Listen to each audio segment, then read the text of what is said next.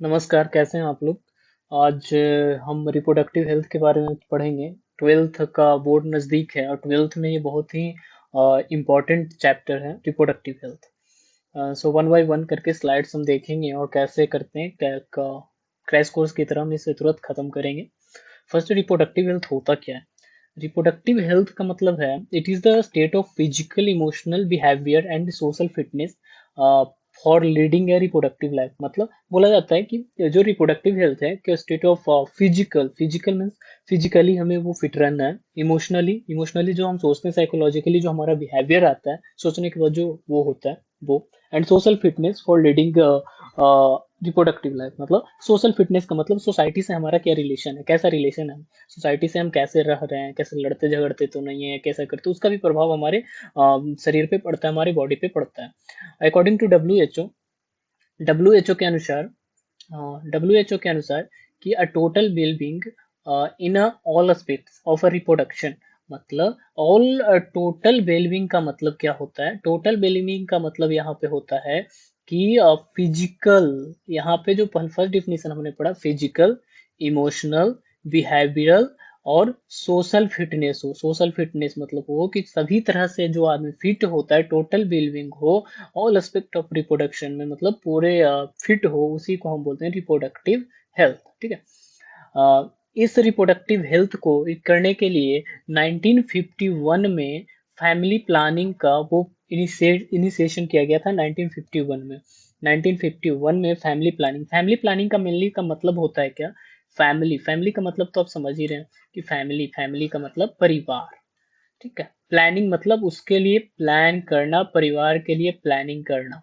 तो इसका मतलब ये नहीं होता, फैमिली प्लानिंग का मतलब यही नहीं है सिर्फ कि हम फैमिली प्लानिंग का मतलब नॉर्मली हम ये समझ लेते हैं कि एक बच्चे के बीच, दो बच्चों के बीच में अंतर रखना है, दो बच्चे इतने दिन पे जन्म होने चाहिए, एक ज्यादा फैमिली बड़ा नहीं करना है ये। लेकिन फैमिली प्लानिंग का एक्चुअल मतलब ये होता है कि सभी तरीकों से फिट होना। Not only the for the कि चाइल्ड की पॉपुलेशन के बारे में हम पढ़ रहे हैं कि फैमिली प्लानिंग में पॉपुलेशन के बारे में ही पढ़ेंगे कि पॉपुलेशन कम करना है तो फैमिली प्लानिंग करेंगे, नहीं, ऑल एस्पेक्ट्स में, सभी चीजों में फैमिली प्लानिंग करनी, मतलब कि हमारी पूरी परिवार हो, सभी तरह से अच्छा हो। ठीक है। Reproductive health, problems and strategies हम पढ़ेंगे। रिप्रोडक्टिव हेल्थ में कौन कौन सी प्रॉब्लम्स आती है, रिप्रोडक्टिव हेल्थ में कौन कौन सी प्रॉब्लम आती है और उस प्रॉब्लम को सॉल्व कैसे कर सकते हैं हम। उस प्रॉब्लम्स में कौन, जैसे हमारे सोसाइटी में कितनी प्रॉब्लम्स आ रही है, जस्ट लाइक हमारी सोसाइटी, तो अगर हम इंडियन सोसाइटी है, हमारी इंडियन कल्चर है, अगर हम सेक्स के बारे में बातें करते हैं तो कैसी होती है? सेक्स के बारे में बातें करें तो ऐसा लगता है कि घर में अगर बातें कर लो तो लग रहा है कि पहाड़ टूट पड़ा है घर पे, कि आप मार हो जाएगी, आज ये हो जाएगा वो हो जाएगा, लात घूसे सब चल जाते हैं। लेकिन ये नहीं होना चाहिए। ये सब प्रॉब्लम्स है जो रिप्रोडक्टिव हेल्थ जो प्रॉब्लम क्रिएट करती है।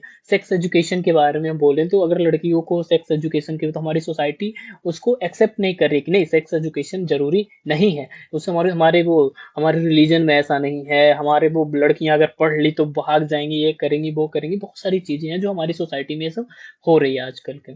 तो ऐसे हैं कि हम लोग मानते नहीं है कि हमारी सोसाइटी मानती नहीं कि सेक्स एजुकेशन जरूरी नहीं है। और है स्ट्रेटजीज, कैसे स्ट्रेटजीज हम उसको कर सकते हैं कि कैसे दूसरे के हम उनको समझा सकते हैं, वो सब के बारे में हम पढ़ेंगे इसमें। वही है, मैंने समझाया भी कि इंडियन कल्चर में अगर हम सेक्स के नॉलेज के बारे में बात करें, नॉलेज ऑफ द सेक्स और रिप्रोडक्टिव हेल्थ के बारे में बात करें, तो उनको लगता है कि ये गलत चीजें, ये गलत चीजें हैं, इनसे बच्चे बिगड़ रहे हैं, संस्कार इनके खत्म हो गए। ऐसी ऐसी चीजें हमारे पेरेंट्स के ब्रेन में आते, दिमाग में आती है। ठीक है। तो नेक्स्ट स्लाइड देखेंगे यहाँ पे हम कि फिर क्या है। ठीक है।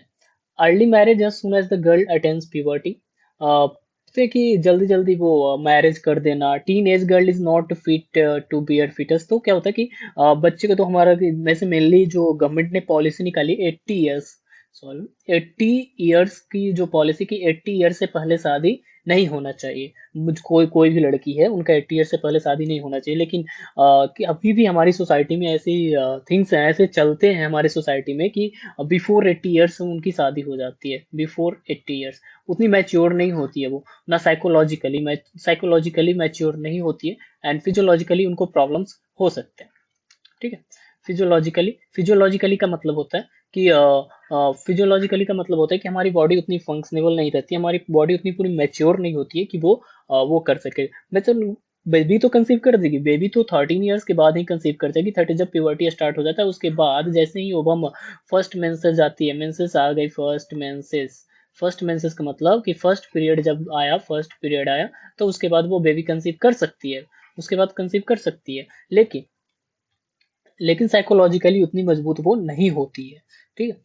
तो after marriage the carrier of a lady is blocked is in a lot of family, मतलब आफ्टर मैरिज क्या होता है, कैरियर होते लेडी का ब्लॉक्ड हो जाता है, मतलब कि बोलते हैं शादी कर लो, शादी के बाद क्या होता है कि हस्बैंड चाहता है कि नहीं, तुम्हें जॉब नहीं करनी, तुम्हें जॉब नहीं करनी है।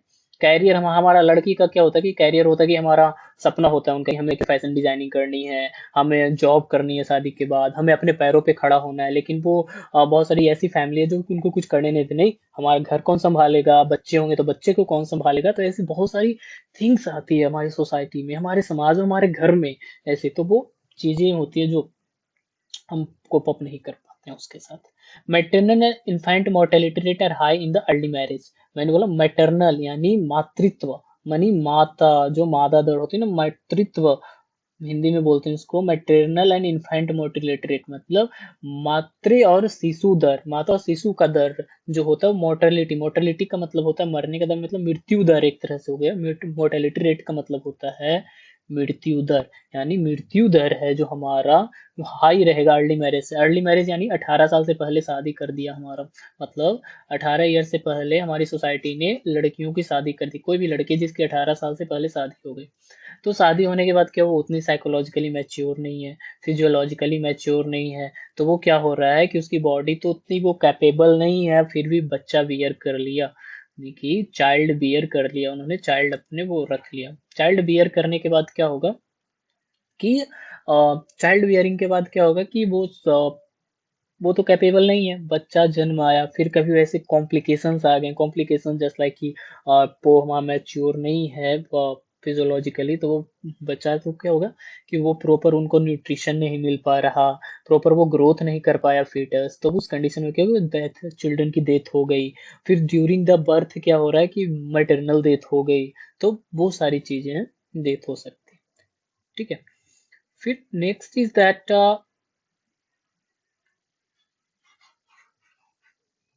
Next is the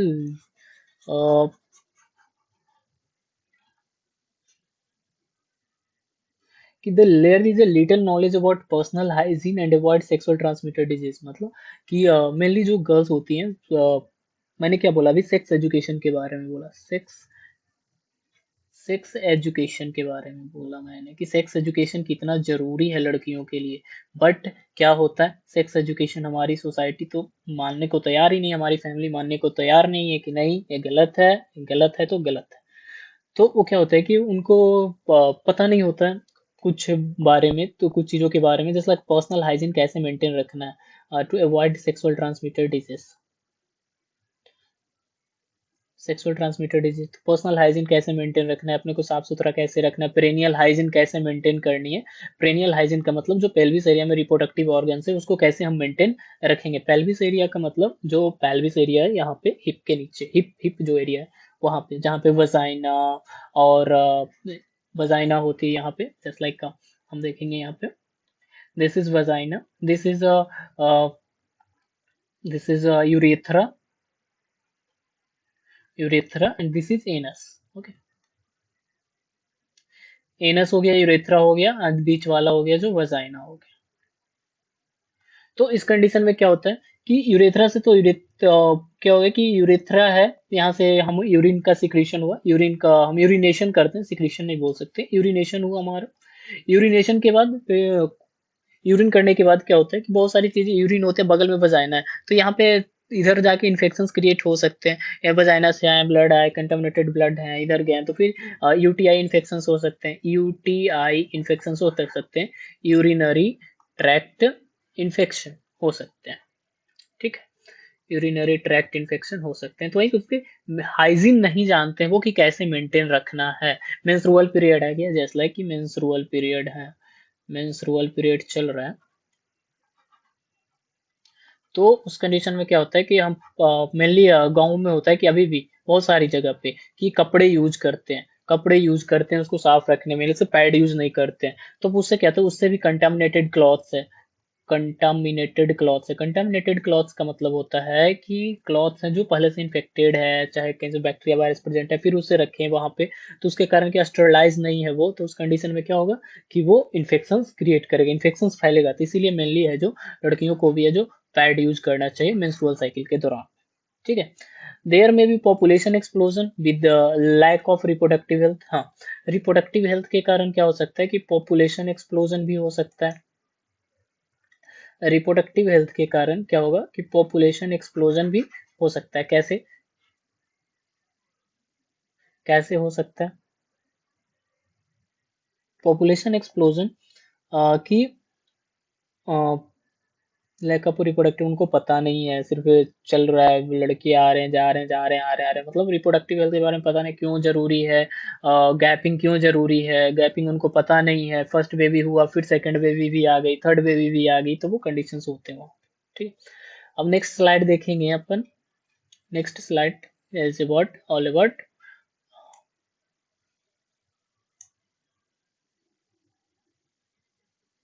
strategies. मैंने बोला था प्रॉब्लम के बारे में और स्ट्रैटेजीज के बारे में। इसके लिए कि गवर्नमेंट ने बहुत सारे प्रोग्राम्स लॉन्च किए थे। Number of programme are launch under the reproductive and child health care. RCH programme government ने लॉन्च किए थे। आरसीएच, आरसीएच प्रोग्राम लॉन्च किए थे, इसका मतलब होता है रिप्रो reproductive and child health care. Reproductive and child health care government ने लॉन्च किए थे, एक अवेयरनेस प्रोग्राम लॉन्च किया था।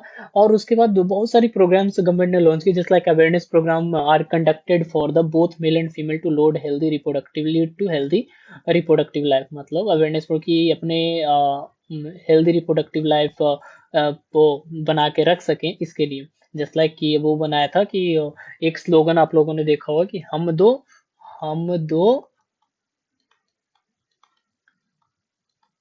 हमारे दो, हम दो हमारे दो, ऐसे एक स्लोगन्स उन्होंने वो बनाए थे कि तो इसके रिगार्डिंग के। ठीक है। तो इससे क्या होता है कि एक अवेयरनेस क्रिएट कर रहे थे सोसाइटी में, कि सोसाइटी में एक हमारे समाज में एक अवेयरनेस आएगा, लोगों में जागरूकता आएगी, हिंदी में बोले तो कि जागरूकता आएगी कि वो दो बच्चे हो, हम दो हैं, हमारे दो बच्चे हो, तो इससे क्या होगा कि हमारी फैमिली प्लानिंग अच्छी रहेगी। फैमिली प्लानिंग का मतलब कि जैसे कि हमारे दो बच्चे होंगे तो उनके लिए एजुकेशन हमारे लिए अच्छी होगी, उनकी एजुकेशन हम अच्छे से दे पाएंगे। और क्या बोल सकते हैं उनको, आपकी छोटी तो उनको आप केयर दे अच्छे से दे सकते हो अपनी सोसाइटी में। उनको कपड़े अच्छे दिला सकते हो, आप अच्छे से रख सकते हो, अच्छे स्कूल में पढ़ा सकते हो। छोटी फैमिली हो तो बोलते हैं ना, छोटा परिवार होता है जो सुखी परिवार होता है, तो ये इन सब चीजों के बारे में। ठीक है।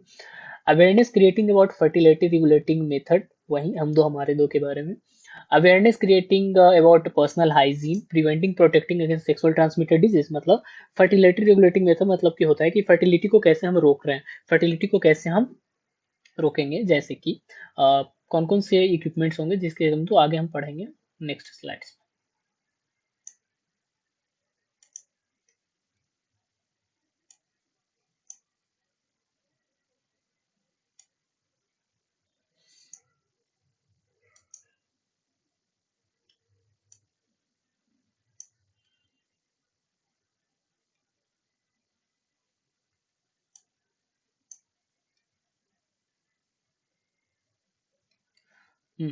ये है population explosion and birth control, increase size and growth of human population is called population explosion. Means population explosion क्या बोले, जनसंख्या विस्फोट, हिंदी में बोलते हैं जनसंख्या विस्फोट। कैसे हुआ, मतलब कि ह्यूमन को डेली हाँ पैदा होते जा रहे हैं, बच्चे पैदा होते जा रहे हैं, कोई कंट्रोल नहीं है, बर्थ रेट पे हमारा कोई कंट्रोल नहीं, होते जा रहे हैं, तो उस कंडीशन में क्या होगा कि जैसे आबादी बढ़ेगी तो पॉपुलेशन एक्सप्लोजन, जनसंख्या विस्फोट तभी तो होगी।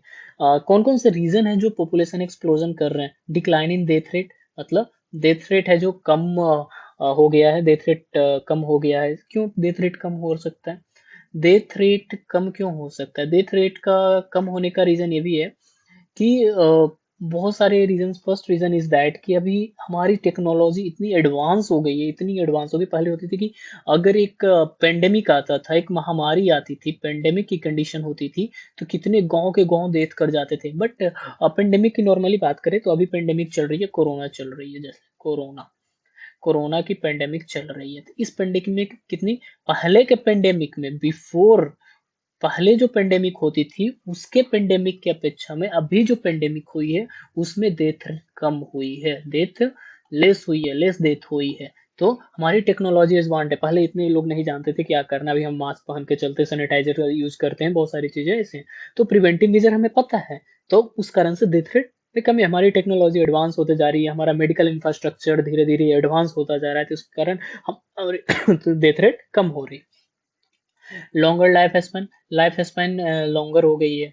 Decline in maternal mortality rate, maternal mortality rate कम हुई। RCH program, reproductive child health program चलाई थी गवर्नमेंट ने, बहुत सारी ऐसी प्रोग्राम चला रही है सरकार जो जिससे कारण कि जो मैटरनल मोर्टिलिटी रेट हो वो कम हो जाए, जितनी मृत्यु माँ मतलब कि माँ की जो मृत्यु दर है वो कम हो। क्योंकि इसके लिए क्या क्या कदम उठाए जा रहे हैं, इसके लिए माँ की मृत्यु दर कम हो तो हॉस्पिटल्स में नए नए इक्विपमेंट्स लाए जा रहे हैं, एडवांस इक्विपमेंट्स लाए जा रहे हैं, नए ट्रेंड पर्सन्स आ रहे हैं, ट्रेंड पर्सोनल्स आ रहे हैं डिलीवरी करवाते समय। ऐसे पहले क्या होता था कि गांव में होती थी दाइज होती थी जो डिलीवरी करवाती थी, लेकिन अब क्या है कि जैसे अब क्या गवर्नमेंट उसके लिए जो ट्रेंड नर्सेज होती हैं वो डिलीवरी जाके करवाते हैं, ट्रेंड डॉक्टर्स हैं जो डिलीवरी करवा रहे हैं। तो उस वजह से होगी कि उनको पता है कि प्रॉपर कैसे करवाना है, तो उस वजह से मैटरनल मोर्टिलिटी रेट है वो कम हो रहा है। और सोसाइटी में अवेयरनेस जाग रहा है कि हाँ 18 साल से पहले शादी नहीं करनी है। तो वो भी चीजें जो एक तरह से फैक्टर है जो अफेक्ट कर रही है। इन्फेंट मोर्टिलिटी रेट की बात करें तो शिशु मृत्यु दर, पहले होता था कि बच्चा जन्म लिया तो फिर टीबी हो गई, उसको ये हो गई, तो अब क्या हो रही है, उसको पहले ही टीकाकरण कर दिया जाता है, टीकाकरण कर इम्यूनाइज कर दिया जाता है उसको। इम्यूनाइजेशन जो टीका लगती है जिसको बोलते हैं, जन्म के साथ बहुत सारे इंजेक्शन लगाए जाते हैं, तो वो इंजेक्शन लगाए जाते हैं, तो उसके कारण से वैक्सीन, जिसको आप वैक्सीन बोलते हो ना, वैक्सीन लगाए जाते हैं। तो उस वैक्सीन की वजह से क्या होती है कि इन्फेंट मोर्टिलिटी रेट है वो, मतलब जो मृत्यु दर है, शिशु मृत्यु दर है वो कम होती जा रही है। Some religious belief against birth control, बहुत सारे रिलीजियस बिलीफ हैं जो बर्थ कंट्रोल के लिए, lack of reproductive health knowledge, उनके कारण ये हो सकता है। कि lack of reproductive health knowledge का मतलब कि उनको रिप्रोडक्टिव हेल्थ का नॉलेज नहीं है कि क्या हमें करना है, कितने हमको गैपिंग रखनी है बच्चे के बीच में, तो वो सब कंडीशन होती है। तो उस कंडीशन में भी हम वो नहीं कर पाते, मतलब कि नहीं होता है, तो बच्चे बढ़ते ही जाते हैं, बढ़ते ही जाते हैं, तो उस कंडीशन में हमारा पॉपुलेशन एक्सप्लोजन होना जायज है। ठीक है। एक यहाँ पे मैंने बोला था कि इन्फेंट मोर्टिलिटी रेट है जो डिक्लाइन हो रहा है, तो डिक्लाइन हो रहा है इन्फेंट मोर्टिलिटी, और बच्चे बढ़ते जा रहे हैं, तो उसके कारण क्या हो रहा है, बच्चे की डेथ नहीं हो रही है और बच्चे जन्म लेते जा रहे हैं, तो उस कंडीशन में क्या होगा, पॉपुलेशन एक्सप्लोजन होगा ही होगा। ठीक है। अब नेक्स्ट स्लाइड पे आते हैं। नेक्स्ट स्लाइड है हमारा, अभी हम पढ़ रहे हैं पॉपुलेशन एक्सप्लोजन, एंड उसके बाद next slide is that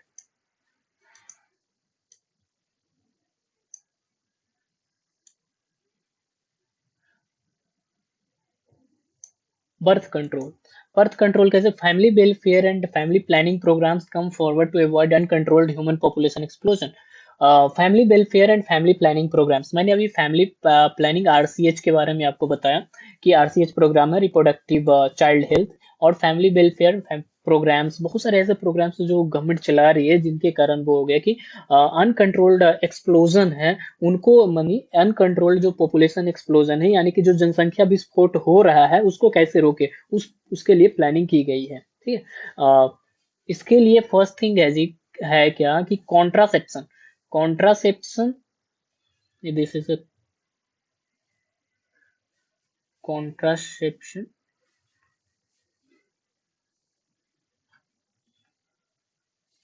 Contraception is the main aim to birth control. यानी जो कॉन्ट्रासेप्शन है उसका मेन एम है कि बर्थ कंट्रोल। कॉन्ट्रासेप्शन का मतलब कैसे हो सकता है कि बर्थ को कंट्रोल करने के लिए, जन्म को कंट्रोल मतलब बच्चे के जन्म ना दे मतलब उसको कंट्रोल करने के लिए जो मेथड अपनाया जाता है उसको हम कॉन्ट्रासेप्शंस बोलते हैं, कॉन्ट्रासेप्शंस मेथड बोलते हैं। यानी कि कंसेप्शंस को बचाने के लिए, कंसेप्शन नहीं होने देने के लिए। कंसेप्शन का मतलब होता है कि जब मेल और फीमेल, जब गैमेट वो फ्यूज और फर्टिलाइजेशन होती है, वहीं की जब बेबी कंसीव कर रहे हैं उसको कंसीव ना करने के लिए, यानी कि फर्टिलाइज वो होने नहीं देता है, मेल और फीमेल गैमेट को फर्टिलाइज नहीं होने देता है, उसको बचाने के लिए क्या क्या सब मेथड हम करें, वो कॉन्ट्रासेप्शन मेथड होगा। ठीक है, उस मेथड के लिए during the sexual intercourse is contraception, यानी प्रिवेंशन ऑफ कॉन्ट्रासेप्शन और fertilisation of ovum during sexual intercourse is called contraception. मतलब कि वही कॉन्सेप्शन होने से बचाने के लिए, ओवम और स्पर्म को फर्टिलाइज होने से बचाने के लिए जो मेथड अपनाया जाता है उसको कंट्रासेप्शन मेथड कहते हैं। बहुत सारे मेथड है यहाँ पे देखिए। फर्स्ट मेथड है हमारा नेचुरल मेथड है, बैरियर मेथड है, इंट्रा यूटेराइन डिवाइस है, ओरल कॉन्ट्रासेप्शन है, इंजेक्शन इम्प्लांटेशन है, सर्जिकल मेथड है। और हम इसमें वन बाय वन पढ़ेंगे इसके बारे में।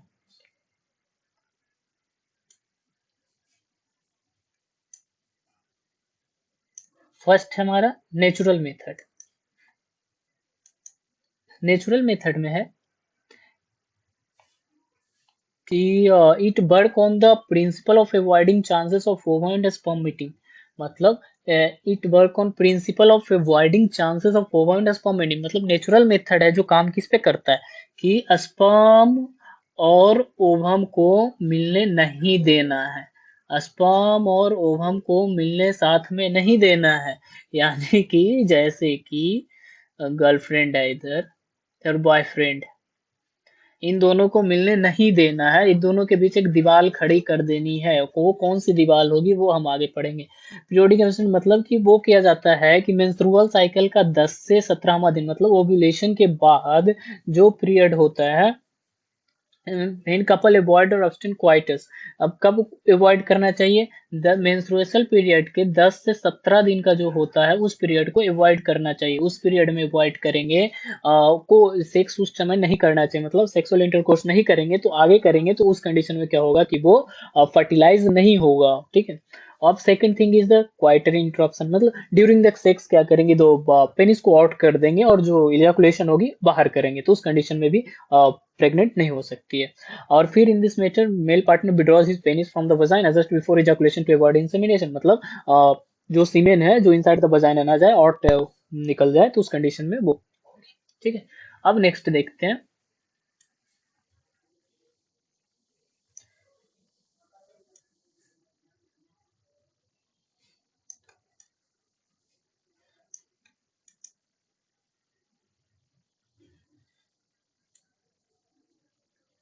Lactation amenorrhoea. लैक्टेशन एमिनोरिया का मतलब होता है कि लैक्टेशन जब बच्चा जन्म लेता है, जब बच्चा जन्म ले लिया तो ब्रेस्ट फीडिंग करता है, यानी स्तनपान हिंदी में बोलते हैं कि स्तनपान करवाते हैं। तो जब स्तनपान करवाते हैं तो उस कंडीशन में लैक्टेशन, ड्यूरिंग द लैक्टेशन क्या होता है कि वहां से प्रोलैक्टिन हार्मोन होती है जो सिक्रीशन होती है, प्रोलैक्टिन हार्मोन सिक्रीशन होती है हाइपोथैलेमस। तो उस कंडीशन में क्या होती है कि प्रोलैक्टिन हार्मोन है जो क्या करती है कि सप्रेस कर देती है, किसको सप्रेस कर देती है, मेंस्ट्रुअल साइकिल को, मेंस्ट्रुअल साइकिल को, पीरियड्स को सप्रेस कर देती है। तो उस कंडीशन में हम क्या होता है ड्यूरिंग द वीक कॉन्ट्रासेप्टिव का काम करता है, मेंस्ट्रुअल साइकिल को वो सप्रेस करते, वो कॉन्ट्रासेप्टिव का काम करता है। कॉन्ट्रासेप्टिव का काम करता है जो कौन सा करता है, प्रोलैक्टिन हार्मोन होता है, जो प्रोलैक्टिन हार्मोन होता है, जो प्रोलैक्टिन प्रोलैक्टिन हार्मोन होता है जो एक सप्रेशर का काम करता है, कॉन्ट्रासेप्टिव का काम करता है। वो क्या करता है कि उसको सप्रेस कर देता है। तो सप्रेस करने के बाद क्या होगा कि उस समय जब इंटरकोर्स करेंगे तो हम उस समय भी प्रेग्नेंट नहीं होंगे, उसमें मेल फीमेल फ्यूज नहीं होंगे। No menstruation occur during the lactation hence chance of fertilisation is absent. जब मेंस्ट्रुएशन होगा ही नहीं तो उस समय क्या होगा कि वो फर्टिलाइजेशन होगा नहीं। फिजिकल कॉन्ट्रासेप्टिव और barrier method, this method prevent contact of sperm and ovum by barrier. मतलब इस मेथड में क्या होगा कि contact of sperm and ovum by barrier, जो कांटेक्ट होगा स्पर्म का वो बैरियर के द्वारा रोक दिया जाएगा, वो कांटेक्ट नहीं होने दिया जाएगा। Such method available both male and female, मतलब कि वो जैसे यहाँ पे दो लोग हैं, दो लोग को मिलने नहीं देना, बीच में बैरियर खड़ा कर देना है। ठीक है, उसी को बोलते हैं एक तरह से कि बैरियर मेथड। ये हमारा जो स्पर्म हो गया और ये फीमेल ओवा हो गया। ठीक है, अब नेक्स्ट में इसमें है कॉन्डोम्स। कॉन्डोम्स है जो बैरियर मेथड है। कॉन्डोम्स में, condoms are barrier method of the thin लवर लैटेक्स शीट होती है, जो क्या करती है, ये जो कॉन्डोम है, ये जो देख रहे हैं हम कॉन्डोम है, ठीक है, ये बैरियर मेथड में आता है। तो बैरियर का क्या काम है, दो के बीच को मिलने नहीं देना है, दोनों को, ये जो स्पर्म है और ये जो ओवा है, ओवा को मिलने नहीं देना है, दोनों के बीच में बैरियर पैदा करना है। तो इसको करना क्या है, टू कवर द पेनिस, जो पेनिस होता है उसको कवर करते हैं कॉन्डोम से ड्यूरिंग द सेक्सुअल इंटरकोर्स।